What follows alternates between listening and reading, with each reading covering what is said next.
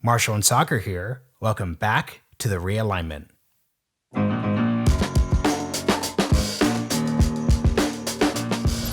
This week, we are excited to bring you our guest, Chris Arnade. He's the author of Dignity. He has one of the best Twitter feeds in the game. He's also been a guest on the Realignment before, so you can go back and listen to that one. It's a great companion episode. We wanted to bring Chris on because Chris is kind of, I would say, and I said this in the episode, kind of the whisperer for non-voters. Chris spent basically 6 years of his life just traveling in working class communities, going everywhere that he possibly could and just talking to underrepresented groups, taking photos of them, accounting their insights within his book, and really just chronicling what life is like for so many communities which have no representation kind of whatsoever in our popular culture. And he's somebody who actually predicted Trump's win back in 2016.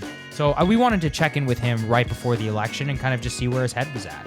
Yeah, so we're 7 days out from the election, and the reason why this episode really stuck out for me is that there's this great statistic that we talk about all the time. 100 million people are not going to vote in this election, and I think this could be the side of me that's been in DC for 5 years, but I just really struggle with that idea because for me, it seems like this election, for good or for ill, from either side, if you're center left, if you're center right, if you're really conservative, if you're a socialist, the election is these pretty two clear choices. So what Chris is doing a really great job of doing, and he says this on the episode, is he's basically serving as the mob lawyer for people who, in spite of all of this, are not going to vote and don't feel like the current system and our choices really serve them. So he does a really great job of doing that, and he's exactly who we'd like to talk to 7 days out from the election. So as you guys know, we do show questions every week.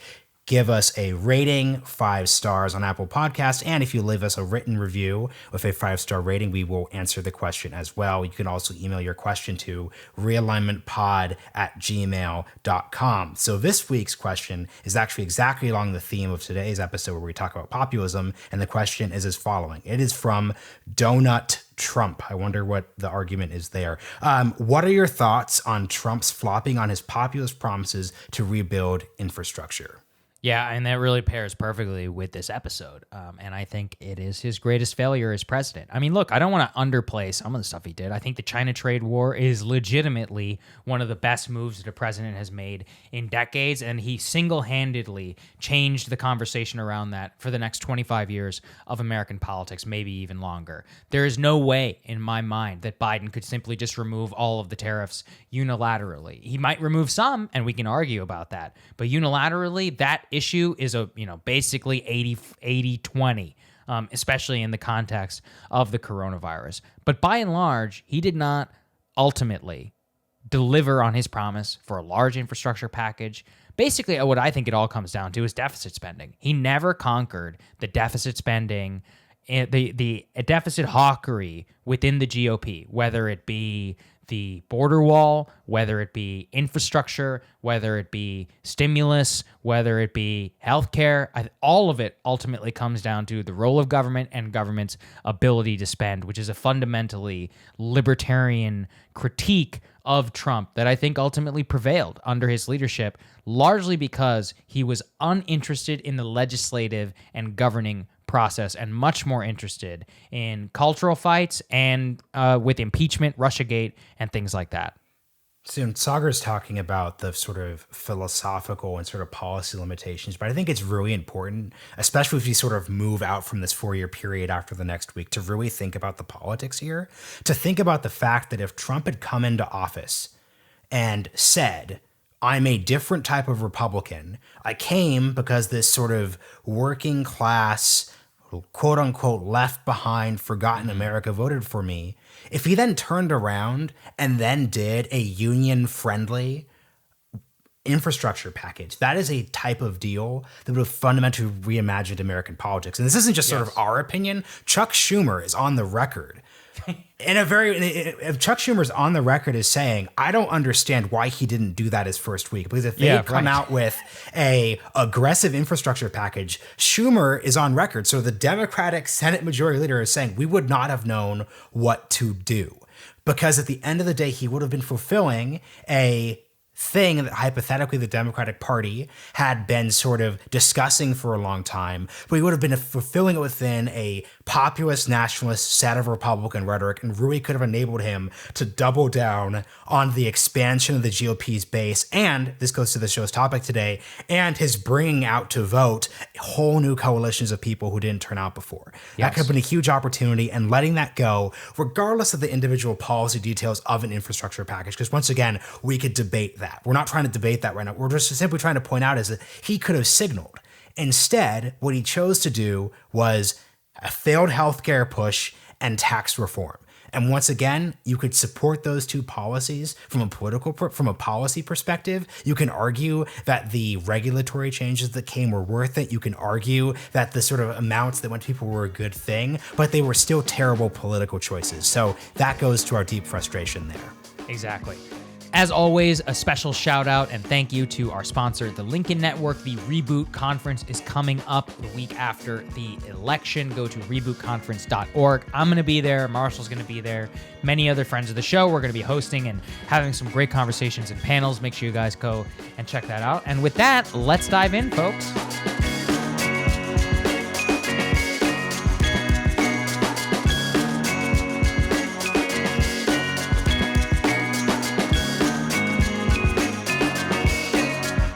Chris Arnade, welcome to the Realignment. Thank you for having me back. Welcome back to the Realignment. Welcome back. Welcome back to the Realignment. Even though Marshall kindly reminded me of that even before we began, I still forgot. Chris, I'm glad that you're here. One of the reasons that we wanted to bring you back is you first joined us to talk about your book Dignity, which was a profile of, it was a photographic, a journalist's attempt to capture America writ large, non-voters, voters, and so many more. You're often, I think, unfairly caricatured as some sort of Trump whisperer, when the truth is that you're much more of like what I would call a non-voters whisperer. So just let's start out like very simply. This comes out on Tuesday, 1 week to go before the election. Based on everything you observed in 2016 and since, how do you think it's going to go, and why do you think it's going to go that way? Thank you, first of all. I'm generally pretty cautious about making predictions, especially since I haven't been able to really get out and see people over the course of the last 8 months. But there's little for me to think that the general view out there that Biden's going to win pretty easily is wrong. I think if COVID hadn't happened, we might be having another discussion. But I think right now, again, what little I get out, COVID is everywhere. It's everybody's. It's dramatically changed people's lives. Everybody. Right. And there's just really no way you can, remove this election from COVID. And I think it's fair to say that, and I'll stretch to say that Trump hasn't performed well when it comes to COVID. And I don't think there's anybody I'm not sure anybody in power right now, and I may be wrong, would be able to handle the chaos of COVID. It's just disrupting people's lives. And I think some group of, most people are going to be pissed off by what's happening by COVID, and they're probably going to kind of blame whoever's in power. I think even beyond that, I think the other thing is quite honestly, Trump's appeal, what a lot of people refuse to admit he has, really doesn't work so well when you're the incumbent. It just really is a hard fit. The appeal I saw from Trump was basically, I'm going to throw these bums out. I'm different. I'm not part of the system. I'm going to shake things up. People were willing to take a gamble on that because why not? The people I talk to, they don't see any chance of anything changing anyways. Why not take a chance on an outsider who just might, break the narrative and change things. But, he's been in power for 4 years now, and that's a little bit harder of a sell. You can make it. I think you can, if COVID hadn't happened, he could have pointed to the kind of entrenched bureaucracy as kind of what he's up against. He could have pointed to the media's outrage at everything he does as kind of the sign that he is changing DC and he is on their side. But I think COVID just overwhelms everything right now. And I just really feel it's hard to kind of think about this election beyond that. Although, I mean, there's other influences. It's funny when you gave your answer to the sort of prediction question, because all of us have our own version of post 2016 November trauma where we say, well, on the one hand, there's the polls. Like none of us would just sort of say that like Biden's probably going to win. So we all just, I was talking with this with my parents last night. We all just have our own sort of two sentence sort of pre thing. But let's actually go back to 2015, 2016, because you had a really great tweet, which would be worth talking about, where you said Donald Trump was sort of made to run against Jeb Bush and sort of like the GOP establishment of that sort of time. Can you sort of expand on that and sort of articulate why Jeb was sort of the perfect foil for him? Yeah, I mean, Jeb was everything wrong with DC. I mean, right down to the exclamation point, which you're supposed to get excited about, vanilla ice cream because it has an exclamation point on it. I mean, it's like, and look, I happen to like Jeb Bush. I mean, I feel kind of bad. He was the wrong guy at the wrong moment. But, I remember seeing him in New Hampshire a few times. It was painful to watch because he represented a consensus that I think a lot of the population, certainly the GOP kind of base, had moved beyond, where they were frustrated by this idea that, it's kind of the classic, what I saw on Wall Street was, I'm economically, financially, economically conservative, socially liberal, and I think people are just sick of that. Mm-hmm. And he just kind of warmed over elite kind of conventional wisdom, where people didn't see much difference between Jeb and Hillary, and it was just this kind of, what I would say, this overeducated elite consensus that has run the country for so many years and has failed to deliver anything. And Trump was not that. And I think Trump works well when he has a foil, and he kind of defines himself by the foil. And Jeb was the perfect foil. He was everything. I mean, and then he got handed the two perfect foils, Jeb and Hillary, two people who represent what so many people don't like about Washington, which is that they feel like they come and ask for your vote once every 4 years and then ignore you, and just, and behind the scenes, they're friends. So let me ask you this though, Chris, why isn't Joe Biden that? I mean, Biden is on policies almost no difference whatsoever from Hillary Clinton. I think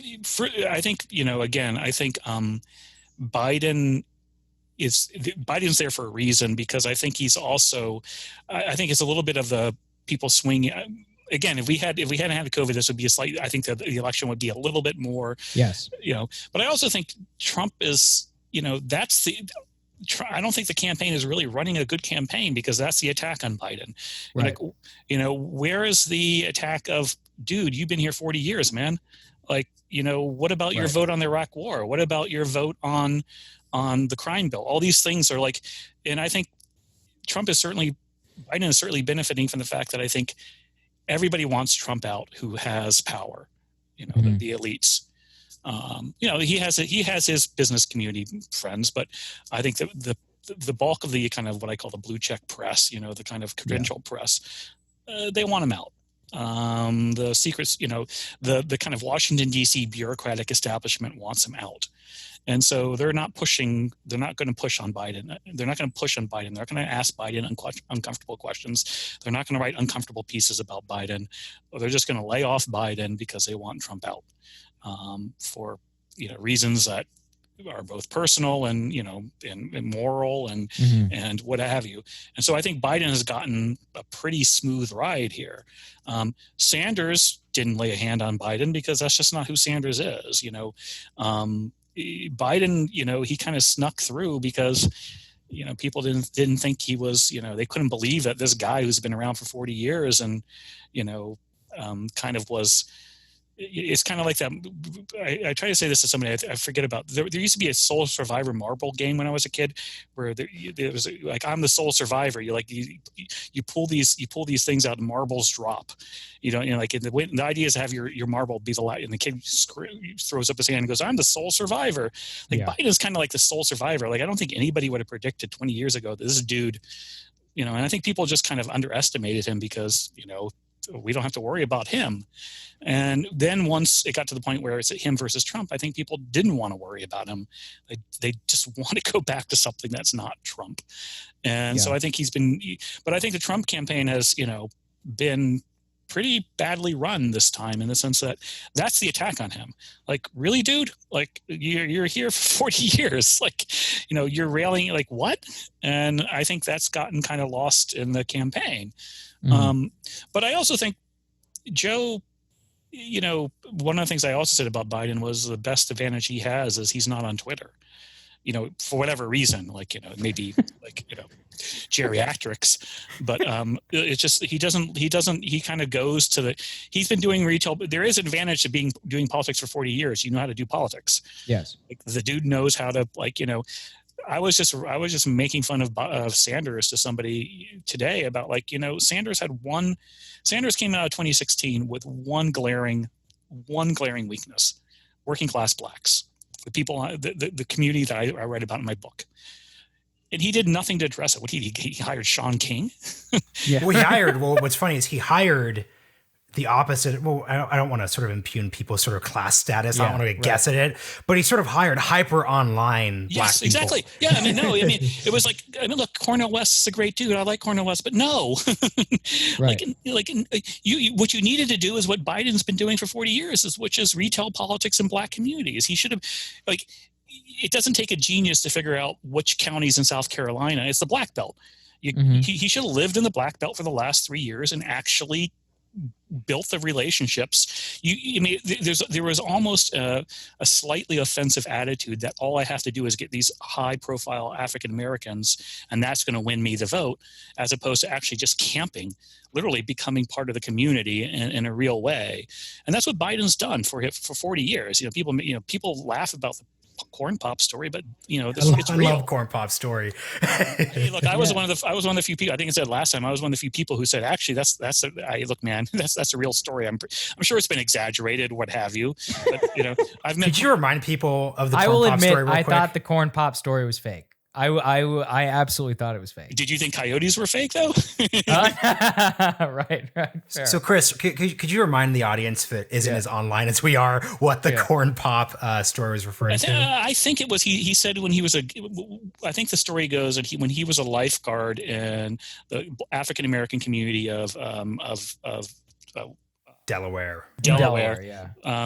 That he had to deal with basically I don't think did he use the word thug?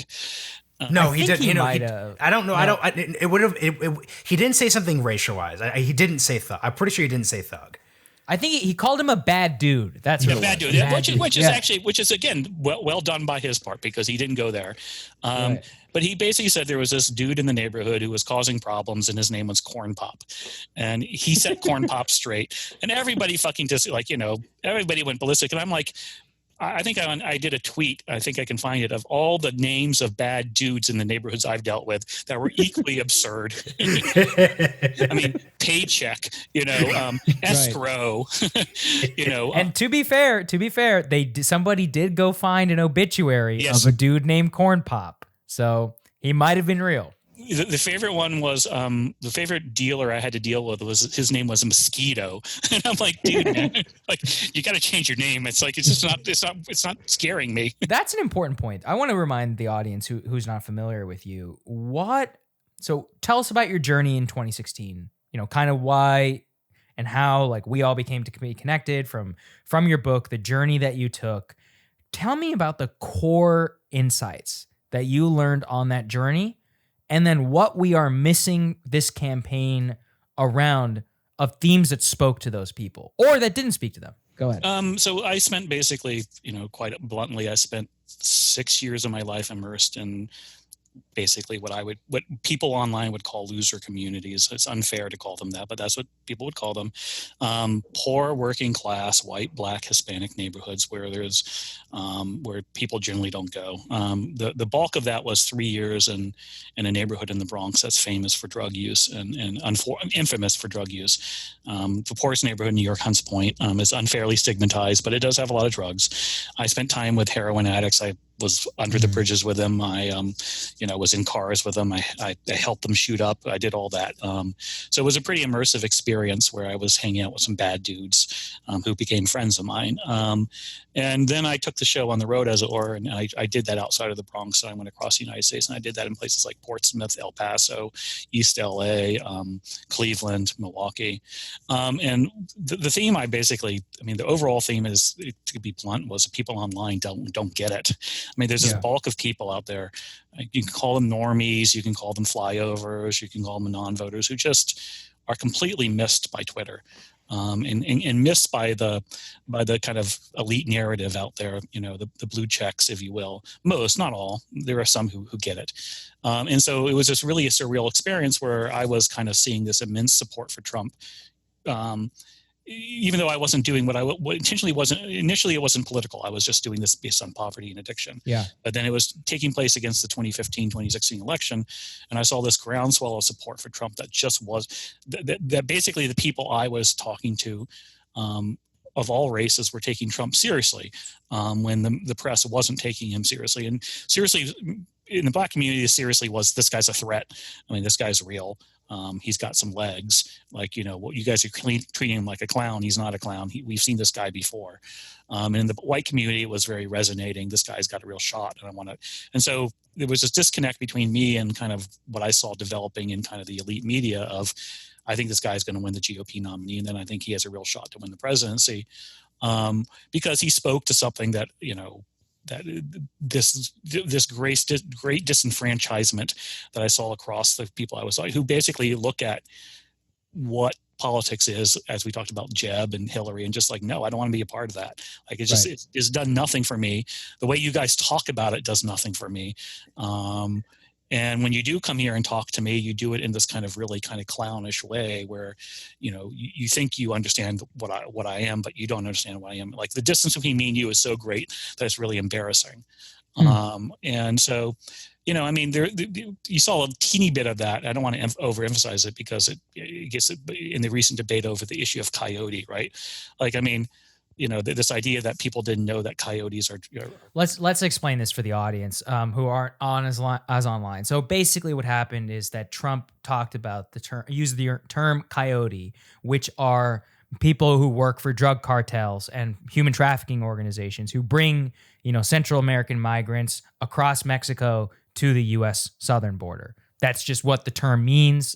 You can cast whatever moral aspersions or whatever that you want on there, but that's what the term is. And what happened is that after Trump said that, there was like this large freak out, primarily on Twitter, of blue like liberals being like, Trump just referred to migrants as coyotes because they simply just didn't know what the term meant. Or there were people who basically said, like, there's no way a coyote, a physical animal, can carry someone across the border. Right.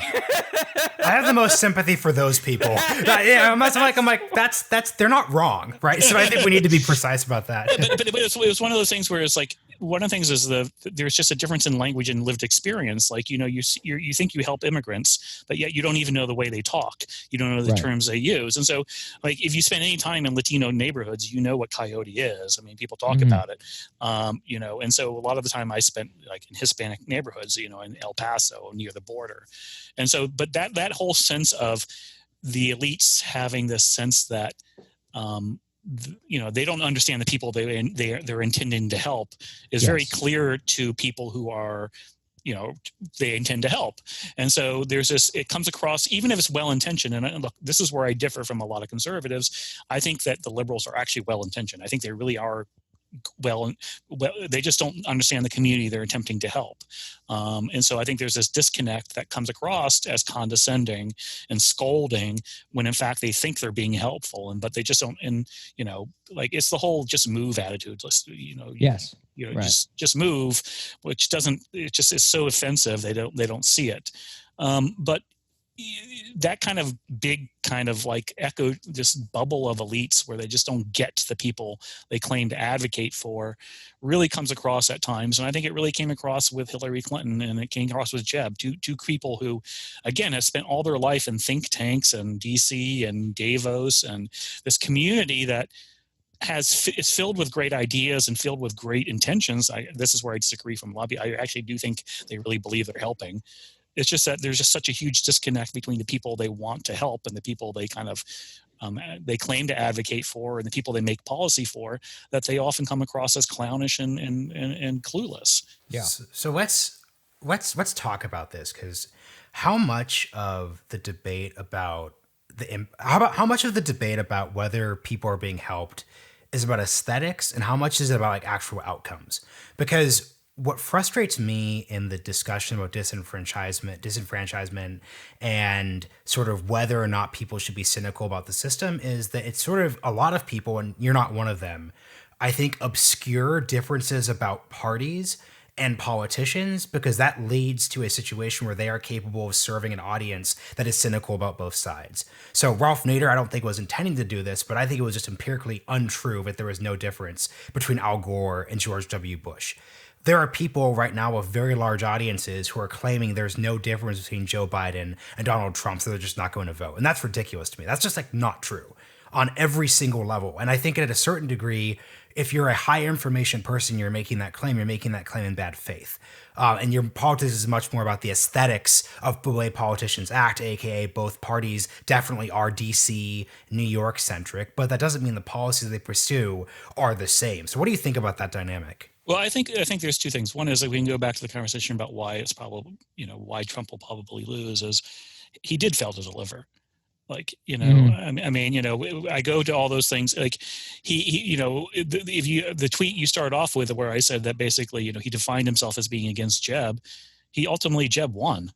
Like he almost governed like Jeb. He governed like Jeb, with a different. The exclamation point was different. It was crude online Twitter stuff, but he was still kind of a DC. So I think your point is correct in the sense that the aesthetics was, Trump had the aesthetics of kind of, and that's what still appeals, is that he actually does still posture saying I'm different, and he is different, in the way he behaves, and he's willing to kind of knock down some kind of sacred cows that everybody knows are absurd, the absurdity around the debates. He's just willing to punch a hole in them.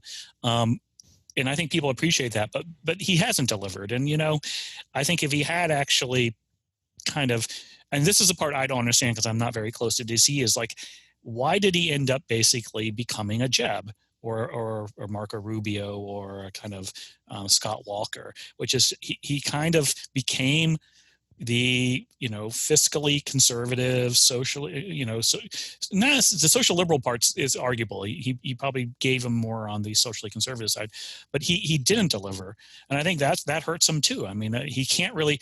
When I'm watching the debates with him and Biden, it's embarrassing on both sides. But I feel when I watch Trump kind of trying to explain his accomplishments, he's really a fish out of water, man. Like, this is not where he's strong, because he doesn't have anything he can say. This, he moved in the right direction as far as his voters are concerned on trade, but yet at the same time he didn't go far enough. I think his inclinations are kind of. I still think his inclinations are inclined to be the anti-Jeb, which is to be a fiscally liberal. Socially conservative, which I think is the great quadrant that is unserved currently. And I think a lot of people I talk to are there. But I think somehow he didn't go there. He just didn't go there in a full force for whatever reason. But I think there is a difference in the parties. And, and I think how that difference plays out, does impact elections, and does. And one of the things I wrote about in the piece about non-voters is they actually have opinions, even though they don't vote. They have opinions. They just don't think they don't think it's worth the time to vote because, it's not their sport, right? So they actually have a person they would vote for if they voted, but it's just like, why bother taking the time when it doesn't? It's like it's not going to matter anyways. Well, quick thing. But I guess this is what I don't understand, right? And I think I'm really not trying to sound sort of like I'm from DC and I don't really get it. But there are always, from my perspective, I think the perspective of a lot of people on the audience's side, there's always very straightforward ways that we can say voting matters, right? So for example, Medicaid expansion is a pretty clear situation where that was a policy outcome that, from a variety of empirical levels, from a policy perspective, but also from would you want this policy to happen? That would make their lives empirically better from their perspective. What I also add too is right to work laws. Another example of if we're talking about a GOP that's sort of friendlier to unions, well, that's something that frankly is something that comes from sort of the older GOP that in many ways this podcast is very frustrated with. So how do we sort of balance the whole idea of recognizing there's this whole segment of voters who don't like the status quo, but also at the same time, I think we could recognize that they are not making a valid assessment of what the sort of policy, let's say the policy sort of buffet looks like. That's what I just don't understand. I think I think one of the things is I think people, this is the great question is, I think people actually vote on symbolic issues because that's easier to grasp and that feels like it has, so it feels like something that's a little bit more tangible, so believe it or not. And so I think symbolic issues become this kind of this battleground to define yourself because, the other issues are a lot more complex and a little harder to kind of drill down on. I think but there, there are policies that really I don't understand politics and I don't understand DC, so I won't understand this. Is why Trump didn't just give people money during COVID? I can explain that to you, Chris. It's a great story. But I mean that's him. Trump dollars. Mm-hmm. That's Trump bucks. It was literally a thing. Yeah. With his signature. It's easy. Yeah. But you want to talk about policy that impacts people. That's a policy I have a daughter who's extraordinarily uninterested in politics, completely uninterested in politics. But man, she got her Trump check, and that registered with her. She cleared that money and she went and bought a new headset for her gaming. She's a gamer. That was a big thing. That was and that's what I mean by why it's just I see the problem you have is that you're a rational person who's thinking about electoral outcomes.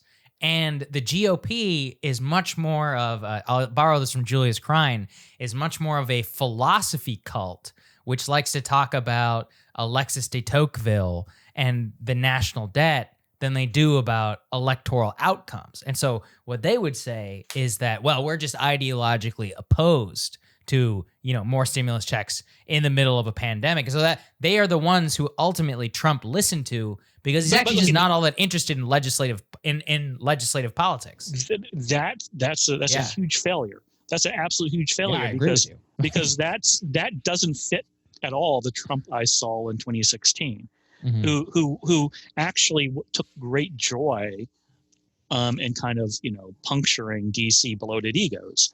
And got a lot of traction out of that from his voters. I remember him, one second, Chris. I remember him saying on the trail, it's not the Republican Party, or it's not the Conservative Party, it's the Republican Party. And he got cheers for that. Yeah. And a lot of, his early days in DC were defined by fighting with Mitch McConnell, right? Right. And that actually was a winning strategy, I thought. And then he for whatever reason, again, I don't that, but so I think, I think there's a lot he failed to do out of income. He's not been a very good populist as far as populists go. I mean, if you look at what's happening in Brazil, Bolsonaro, right? He gave out money, not necessarily willingly, but he did, and now he's popular. Even though he screwed up coronavirus dramatically, I want to be very clear about that. So it's just kind of it's mystifying to me, why, and I, going back to your thing is I would actually see that's not the way I saw DC Republicans, because I always saw, I don't know if you're a gamer, if people listen to this are gamers, but I'm sure we have some gamers. Yeah. Gamer adjacent is this podcast. Yeah. The term is called objective player. In gaming, there's the objective player, which is, you take your object, you take your territory, and it's not nearly as sexy as just killing people, for instance, getting lots of kills. The much smarter players understand the rules, and they it's called an objective player. You go for your objects, right? You take your 3 flags and you sit on them even without killing a lot of people. And I always thought that GOP was objective players. They understood, I look at how they played the Supreme Court, how they played, but they've always understood that don't go for the flashy wins, go for the things that gain power.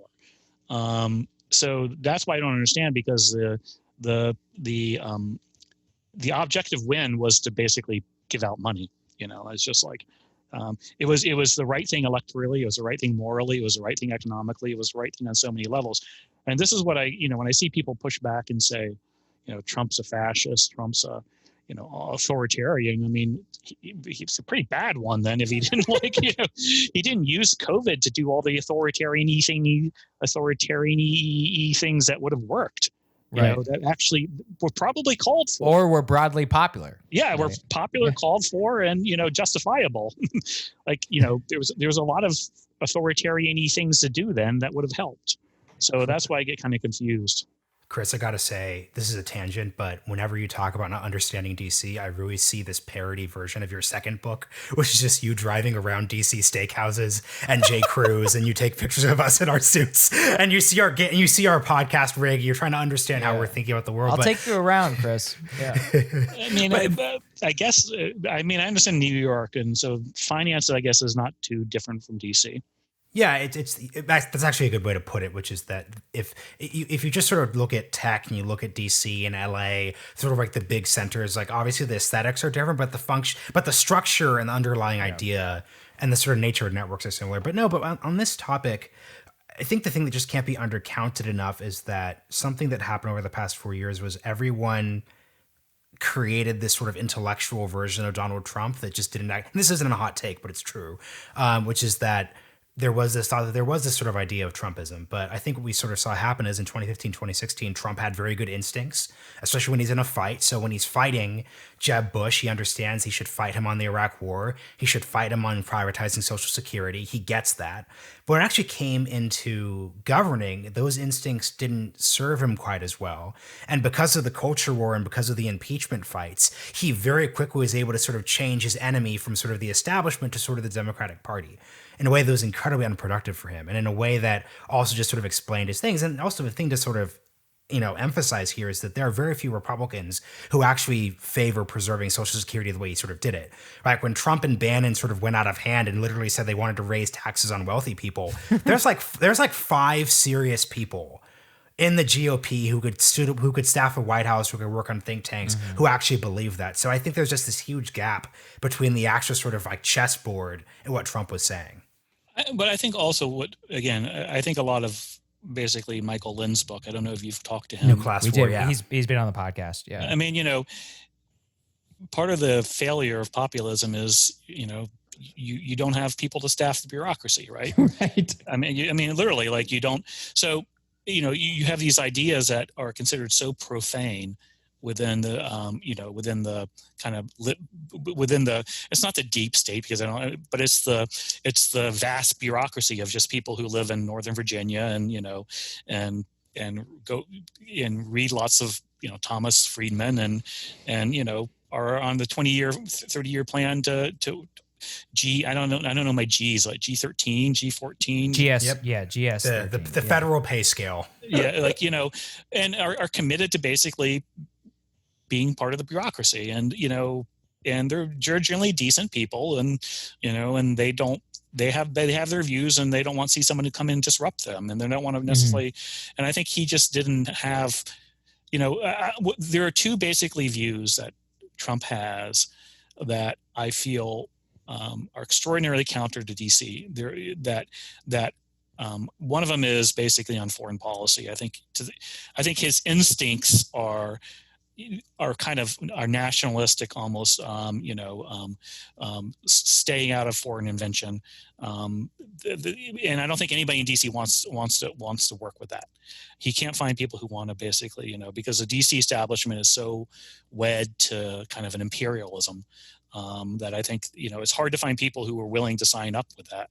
And I think the other one he has, and so I tend to agree with him And I think that's less his view. I think that's kind of the view of a lot of people who voted for him. And I think he himself is kind of mixed on that. He gets a little too excited about, doing deals with people like North Korea, but just for personal reasons. But I think his instincts are kind of anti-imperialism. And I think DC just hates that. That's like the antithesis of DC. And the other one he has is anti-immigration. And I think that's very much his, and I think that's extraordinarily popular with his voting base. And it's one I don't share. So let me just say that before people yell at me online. I happen to be Catholic, and so I have a very different view of immigration than most people I interviewed have. But I can tell you, as a reporter or as an ethnographer, that closing the borders in a meaningful way is extraordinarily popular.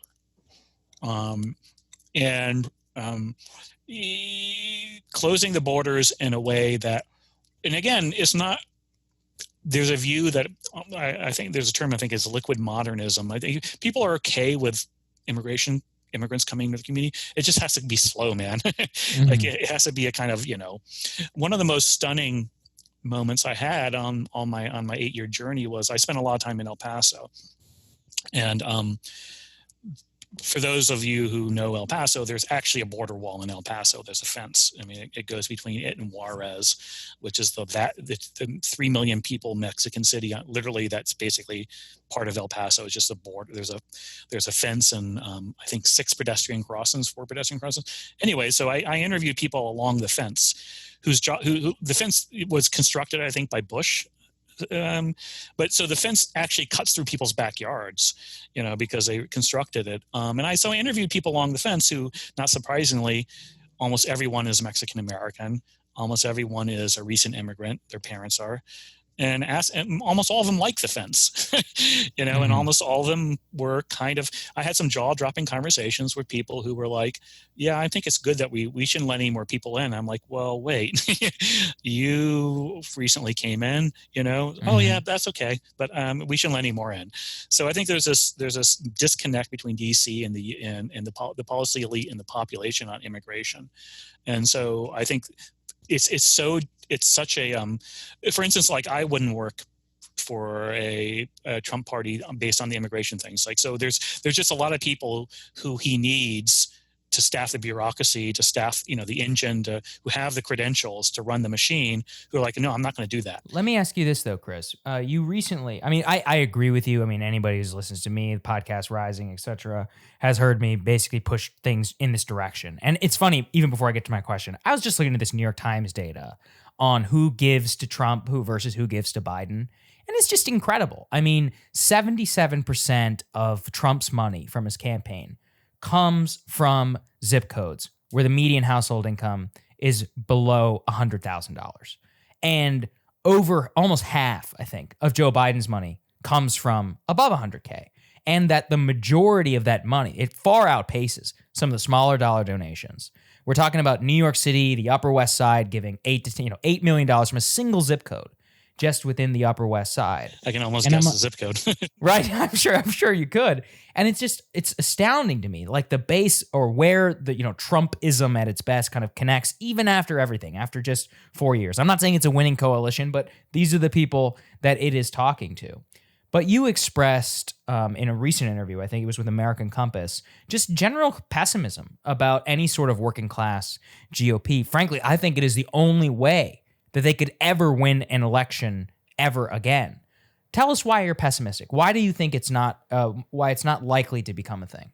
GOP populism, basically. Yeah, basically a Trumpist GOP at its best. It's the Jeb wing. Like it's the fiscal. Call them the exclamation wing. Please make that a thing. The exclamation wing. It's the deficits matters people. It's the we have to worry about Social Security. It's the false they need economic populism, and that means basically they need an economic nationalism, which is to America first, U.S. markets first, trade. Right. They need to put And it's not just when I talk about immigration, it's also anti-free trade. It's just like people don't want to see their factories gone. So there needs to be a retooling of an economic populism. There's a big market for economic populism that both emphasizes nationalism, but also emphasizes basically expanding fiscal policy, spending more on working class, being more expansive, being more generous. And I just, as you said, there's a ideological part of the Republican Party that's just extraordinarily wed against that. That's just, and I don't know. If you had asked me 3 years ago, I thought, being naive about DC, I would have thought the GOP might have been able. That would be an easier switch, to just simply say, okay, we will spend more. We'll put U.S. companies first. You would think that would be an easier switch because it's popular, but yet, so I think that's why I used to say that the Republicans had a better chance of becoming the working class party, because I think that's an easier switch than socially getting people to switch on social issues. I'm not going to switch my social issues because that's just morally, I don't, but I think it's easier to switch your economic views than social views. So, but yet I don't see the GOP doing that. I mean, it's just, it's just that, again, I don't want to sound, I don't want to be conspiratorial or wacky sounding, but the people I know who are the elites I know, and I know quite a bit of them because of my career in banking. I mean, they're globalist. First, I mean, they care about markets first and foremost. They care about expanding their markets, and anybody who's going to put an impediment to their market is going to, no, I'm not. I don't want that. I need to be able to sell. People are, dancing around the issue of China. Like, if you're a businessman, right, it's very hard. And again, the mentality of businessmen is they look at a spreadsheet, they look at 1 billion consumers, and they're like, yeah, done deal. Right. Yeah, exactly. Like, I don't really care. I can justify, you can come at me all the day with the moral reasons not to do this, but 1 billion times 1% times $3. Wow. So they care about selling things to the Republican Party is still a party of that. And both going back to kind of pushing back to saying that the parties, I'll fight against the narrative that the parties are different. I think the parties are both at the elite level wed to opening the markets to everybody. And I think the Republicans are probably more wed than Democrats at this point. Although, the move of the Democratic Party in the last 5-10 years towards basically Google, Facebook, companies who need a big global market, the powers that be, the elites want their politicians to open as many markets to them as possible. And keep their labor cheap in the U.S. That's what they want. Right. So here's the question: if we're sort of talking about these voters who, for good and bad reasons, I think feel disenfranchised, like, what is the answer to the problem? Because if you sort of read Michael Lind, to your point of your reference, I suggest people go back to our episode of him at the start of season 2. He basically says populism doesn't work. It's really good at surfacing the issues we're talking about, but it's not where the solution sort of comes from. So one response could be we need more populists and outsiders, but another response could be that we need a more chastened establishment of sort of both parties. I don't know if you guys saw it, but I went back and watched the West Wing special that HBO Max put out, and it was. And here's the thing: I was laughing, going, it was actually very good. It was actually very very well done. It was a really good episode. Like, seriously, people go watch it if you're an HBO Max subscriber. I think we're reviewing something about our podcast demographic here. But at the end of the day, though, like during the episode, Josh Lyman, like a major White House figure, literally talks about, quote, free trade is literally the thing that helps us be good as a country. It's this empirical fact. There was no sort of debate. And this was just a throwaway line in the show. Obviously, that's not, clearly not, no one would make that statement today. Right. Even at its worst. It would be much more like, well, we could debate what happened in sort of the Rust Belt, but there's more nuance now. So the question for me then is populism the answer, or is a more chastened sort of establishment the answer? I mean, like the establishment, if they're smart, and they are smart, well, basically, you can only vote, you can only get people to, to vote against their own interest, or you can only frustrate people so long before they rebel. Right. And so I think it's like, again, what do they deliver? Do they deliver, if you keep on having these towns kind of, people just have the only way to have opportunity is to leave your town for 75% of people's towns, not necessarily 75% of people in the country, because some of these towns are small. But if the only path to success is to leave X, and eventually I think people are going to rebel against that some way. I think the path forward is going to be a lot. You're going to have a lot of one-term presidencies, and it's going to ping pong. I think it was in 2013 or 2014, I wrote my first piece, and I called it "Why the U.S. is Becoming an Emerging Market Country." I spent my career as a banker was spent in basically poor countries, Brazil, Argentina, Turkey, Russia, parts of Africa, South Africa, basically. And my background as a child was, my dad was basically. He specialized in basically Venezuela and Brazil and Bolivia and Peru, and those are places I know pretty well growing up. And what you have in these places is you have the politics just shift between the elites win. They piss off the masses. The masses revolt, and in comes a populist who fucks things up, and then the elites win again. It's just ping pong between these two, and and the thing is that those two groups become more and more disenfranchised from each other. They start living in their own little bubbles. The elites basically move away to basically secluded communities with high gates, and the people, and the people then basically rally around charismatic figures who promise the moon.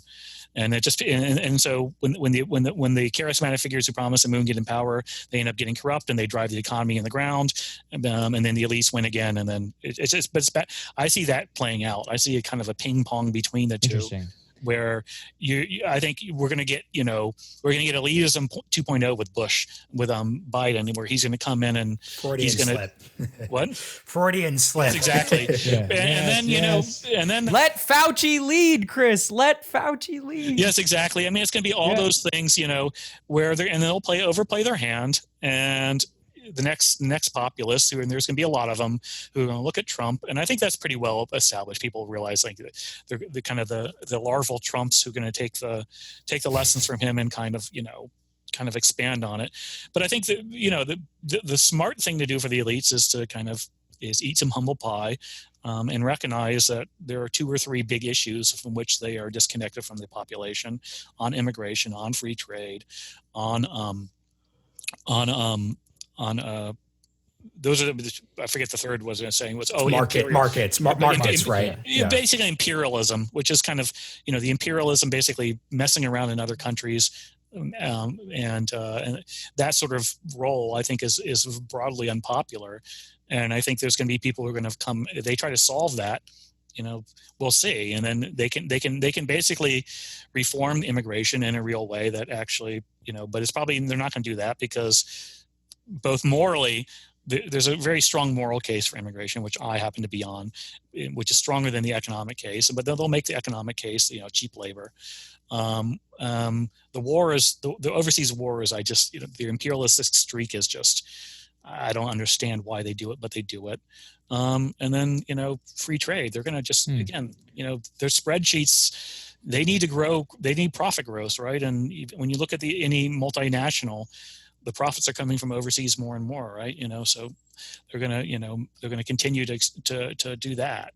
So I don't really see them changing the broad path they've gone in.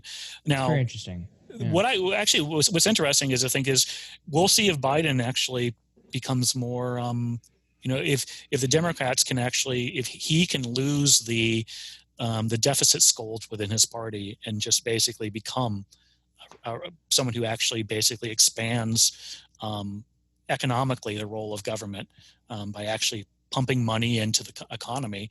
That's something where I think he could have a real appeal, and he could surprise in that direction, because I think the MMT crowd has provided him a springboard to do that. Yeah, it's interesting. Marshall, Chris, I'd love your guys' thoughts on this. I was having this debate with somebody today where somebody on Wall Street was saying, well, if Biden wins in a landslide, then actually Wall Street needs to worry, watch out, 53, 54 Democratic senators, they could pass like all this stuff. And I was thinking about it and I was like, if there's a landslide victory for Joe Biden, 1984 style, right? That means all the upper middle class suburbanites abandoned the GOP and went Biden. And that the marginal type senators who had won would be in a place like Georgia, Kansas, North Carolina, somewhere. I mean, those people are going to basically just be like Joe Manchin, right? So like the extra Democrats in the Senate are not going to be, like an Elizabeth Warren. They're going to be like a Joe Manchin. Think about Scott Brown, who represented Massachusetts back in 2010, who basically had to functionally, act like a center-left Democrat. That's kind of how I see what's going to happen. And that deficit scoldery is definitely that runs deep within that kind of upper middle class suburbanite coalition who have always been kind of natural fiscal conservatives. I'd just love to hear what you guys think about that. Yeah, I mean, and the key thing, we're not talking about sort of the other actor in this, which is the GOP. And this is, we've talked about this on the show, which is that the second, if Joe Biden wins, the second that happens, the GOP is going to pivot to deficit hawkery. The GOP is going to say the lesson of the last 4 years isn't staffed properly. It isn't sort of come up with a version of Trumpism that makes sense. It's not your point, Chris, about sort of changing the orthodoxy. Mm-hmm. It's going to be Trump spent too much. Ben Sass was talking about the whole drunken sailor critique, which is what's frustrating about this, and what I think reflects a high degree of bad faith in this argument, is that we could debate whether or not like deficit spending, MMT, whether those things are good or bad, but any political analysis of the last 4 years will not tell you that the reason why Trump did badly in the midterms and why he would lose next week would be because of money, spending money. That's just not true. And anyone who claims that is acting in fundamental bad faith on that sort of topic. What do you think, Chris? Yes, I've learned to realize that some people can be remarkably ignorant about things they are not supposed to be remarkably ignorant about. Yeah. I'm of the view that Trump, if Trump wins and all this episode is going to be embarrassing. That's all right. It's got a week to get its ratings before. Yeah, exactly. Yeah. But I'm of the view that Trump is probably going to lose because he hasn't spent enough. I mean, that to me is just pretty obvious. And so it's hard for me to fathom that anybody thinks the other side. I mean, if they're doing it, I have more respect for them if they're doing it out on sheer cynicism and they actually know that's wrong and they're just lying to get their point for whatever reason. Then I have more respect for them. At least they get it and are choosing for real political reasons to not get it. But I think to me it's pretty back to the original question. The deficit scolds are deep in both parties. Again, my years on Wall Street were defined by Clinton running a surplus, and being very proud of it as kind of his landmark achievement.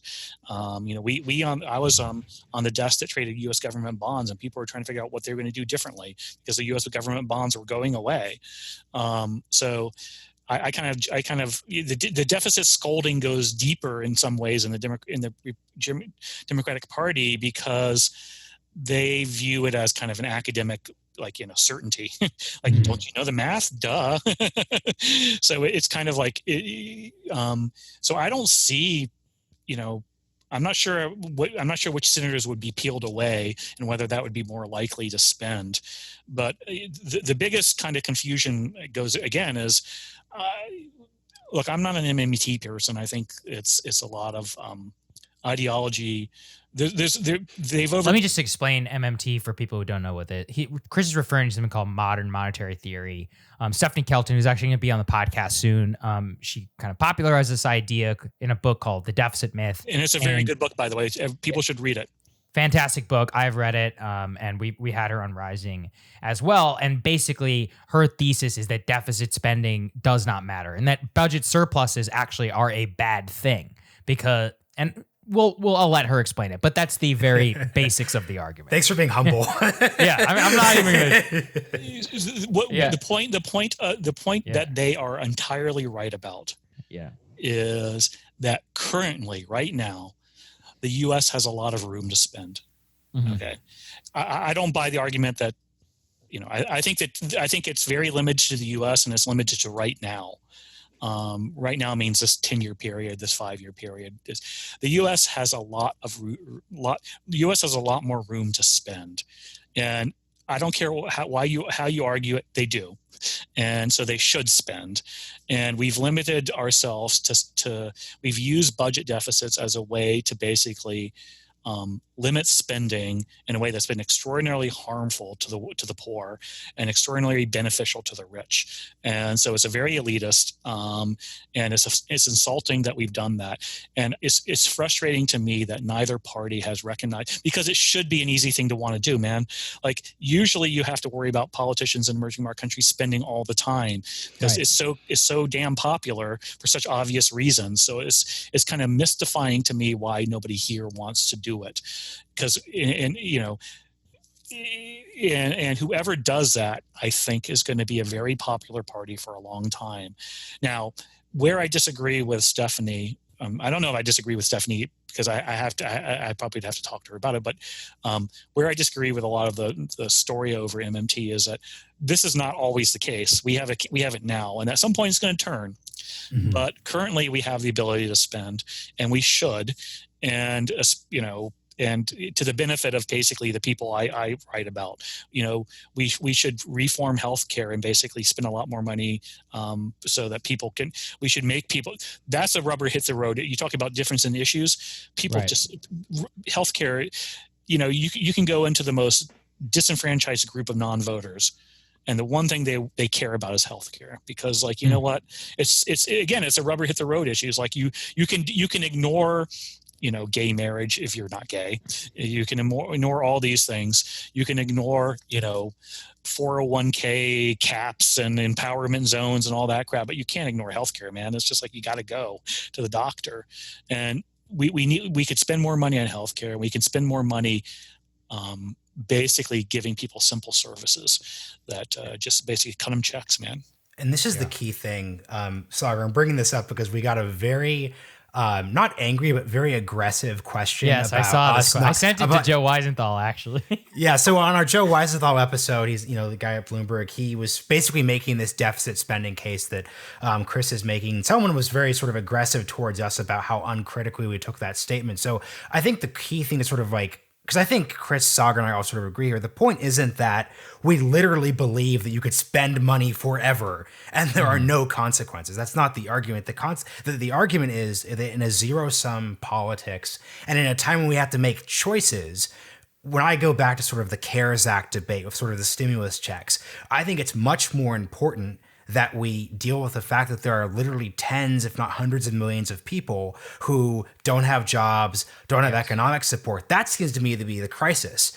And I'm weighing that over having to deal with the fiscal picture 10 years sort of out. But Chris, what do you think about that part of the dynamic?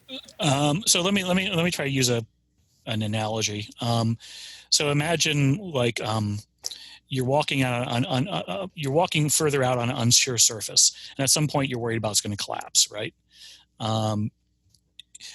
What people are saying is what deficit scolds are saying is, oh no, you can't go another step. It's going to collapse. It's going to collapse. No, don't go out there. No, it's like you're watching your kid walk out on a pile of sand. You just worry that the whole thing's going to collapse under the weight. You're like, don't go. All the evidence points there's somebody 100 yards out there jumping on a trampoline, and it's not caving in, and yet we're still looking at ourselves saying, don't go. You can probably go out 100 yards. After 100 yards, it's not clear how much further you can go. There is a point. They are correct. There is a point at which the whole thing collapses. So this is where I disagree with Joe to the degree we've had a conversation about it. This will get very geeky if you don't mind me being geek, because I used to have a PhD in mathematics and physics, and so I was a bond trader. But there's a point of nonlinearity. There's a point at which we have all this credibility that we have these chips we can spend. We don't know when it's going to end. At some point it can all come crashing down, but we're pretty damn sure that point is nowhere close.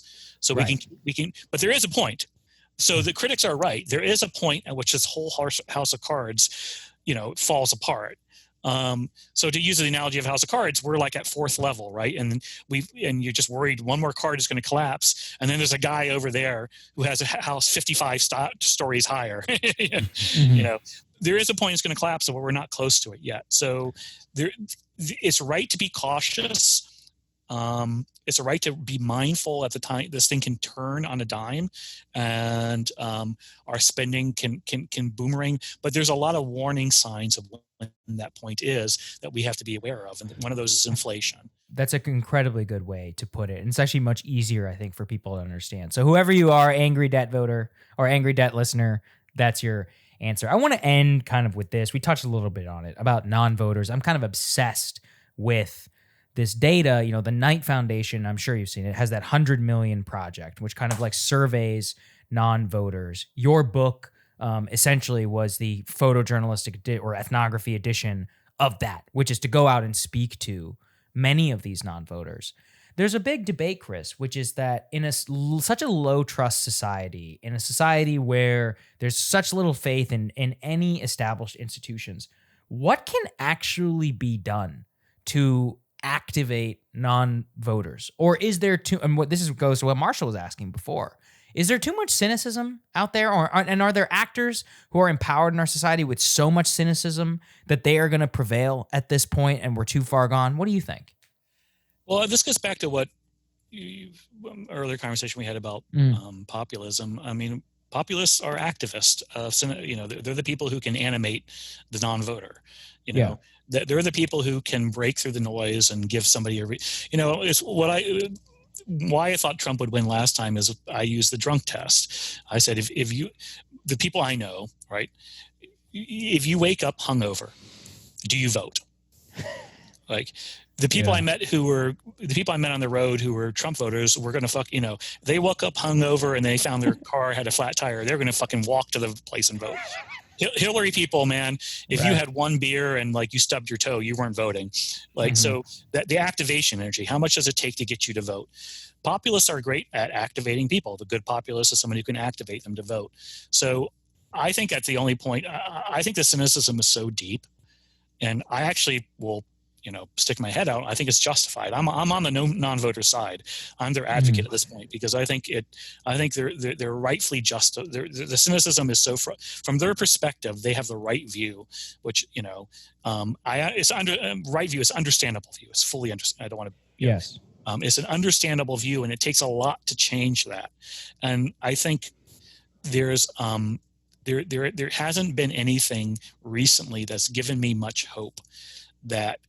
From their perspective, I'm trying to put myself in their mindset that to give them hope that there's a reason to get excited. So I'm actually pretty. Go on. Yeah. So if you're completely disconnected from politics and you get a check from $1,000 that says Trump on it, that's activation energy, man. So that's why I'm still confused to that point. But I think you need kind of these simple, broad things that get people excited, that to get them out of their cynicism, they give them some belief that actually something's going to change, man.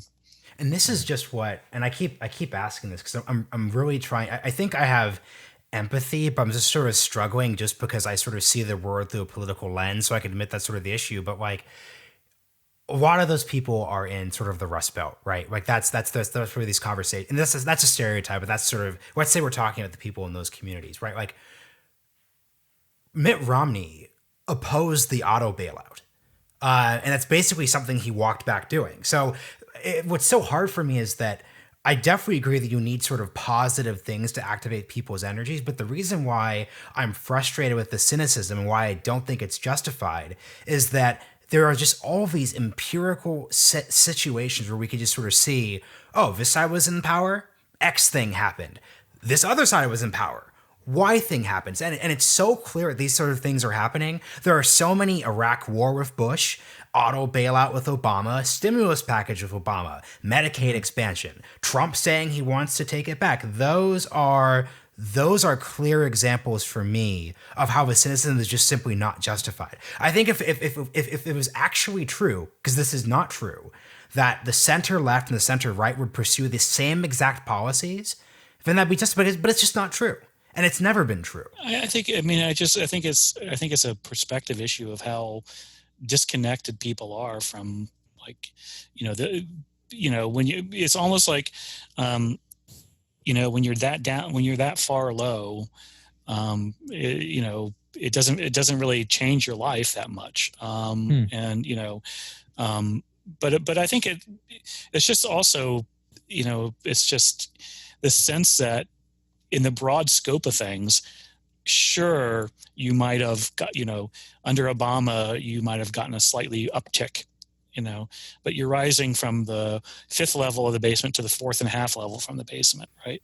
Yeah. So it just feels very much like, but when the problem is, because of social media and because of TV and because of movies, you're not comparing yourself to the you're looking at the very top. Yeah. And that gap is just so large that it, sure, okay, your life got incrementally better, but compared to Jeb, I'm sorry to pick on Jeb all the time. He has such a great name though. Compared to Jeb, I mean, it's like, no, or compared to the person who's Instagramming from their yacht, So I think there's a perspective issue that makes it hard to like say, oh, well, thank you for the crumbs sort of attitude, when they really want is kind of dramatic change that makes them feel like, it's like I said, there's 2 ladders and they're on the wrong ladder and they know it. And so you've made the ladder a little less sinky, you've given a little more stable foundation, which is nice, but they're still on the wrong ladder. Yeah. It's not sinking as quickly. So I think there's a perspective issue that, but also, I don't want to be, I'm not here to romanticize, people at the same time. It's like there's some people just make bad choices, So on that point though, because we're getting to where my deep existential angst at things I see on Twitter, that's what this real conversation is about. And I'm not bringing this example up to voter shame, but like, let's talk about Ken Bone for 1 second, because Ken Bone is someone who like very publicly has made a thing out of, I'm this undecided voter, I don't know what to sort of choose. And, recently he announced that he was deciding to vote for Jorgensen, the libertarian candidate, because he didn't like Biden and Trump. And the number one issue he was voting on was like ending regime change wars. And from my perspective, that's like insane. Because if you're actually looking at Biden and Trump and you can empirically know one of the two that are going to be president, like Joe Biden is the one who's bringing in people. And I think they were good faith when they did this, but the people who supported the Libya intervention, who supported, a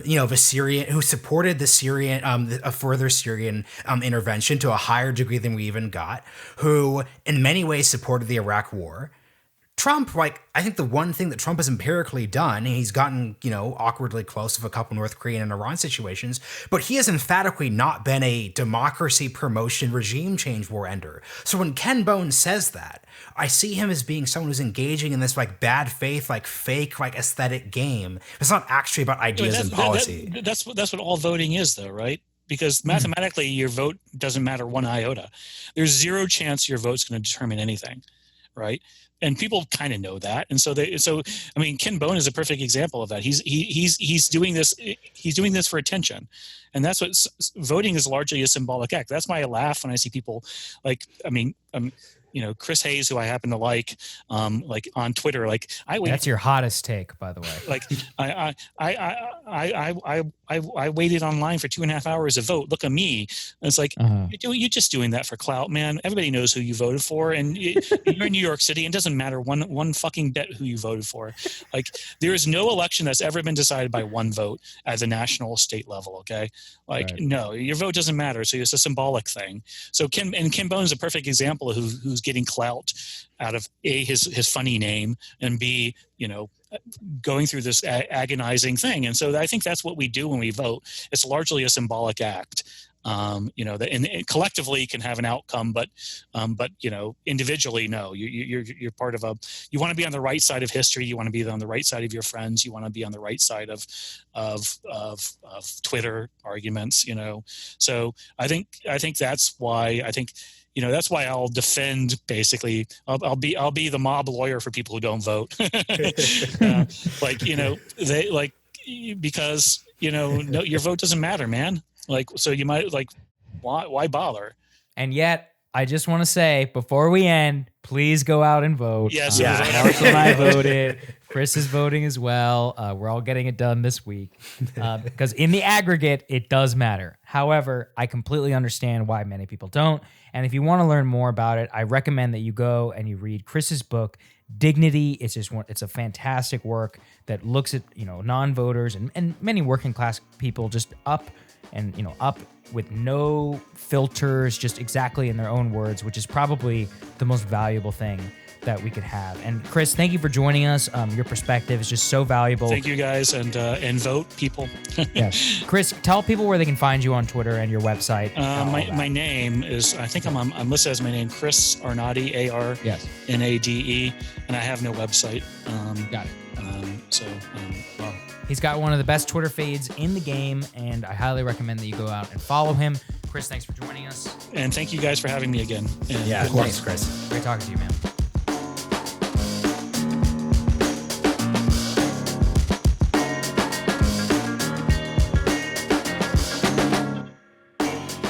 Hope you guys enjoyed the episode. As always, do us a favor and give us a 5-star rating on Apple Podcasts. Really helps other people find the show. If you want to ask us a question, you can leave us a written review or take a screenshot of that review and email it in to realignmentpod@gmail.com, and we'll answer your question live here on the air.